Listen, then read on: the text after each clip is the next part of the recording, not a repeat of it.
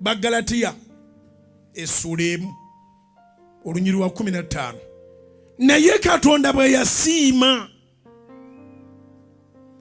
eyanjawulo okuva mu lutwe lwa mmange n'ampita olw'ekisa kye. Galatians chapter 1 verse 15. Abagalatiya essula 1:15. Naye Katonda bwe yasiima eyanjawula okuva mu lutwe lwa mmange n'ampita olw'ekisa kye.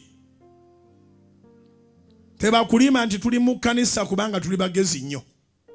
Naffe twandibadde mu bidongo, twandibadde mu bbaala, naye this was predestined. Gwe n'abaana bo temuli wano by mistake. Naye obuziba bw'ekyo bwe njagala okujjayo era nja kibuulirako.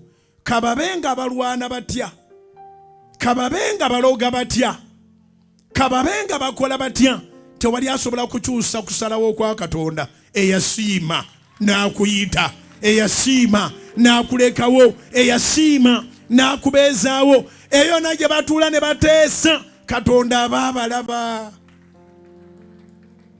Waliwo yasiima n'akwawula, wali mwawule kuva mu lubuto lwa maama wo. Togenda kulemerwa Mukama nga bali omulamu. Thank you my brother. Togenda kulemererwa, n'abaana bo tibagenda kulemererwa, kubanga toli ku kwagala kw'abantu, oli ku kisa kya Katonda. Abaana bo basoma lwa kisa kya Katonda, mukyafuna ekyokulya n'ekyokunywa lwa kusiima kwa Katonda.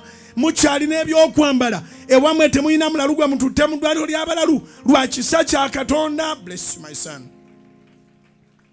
Oba eri ategere kye ŋŋamba? Waliwo abitegedde bye ŋŋamba? Aliwo abitegedde mulabe? Ekisa tebakiwangula.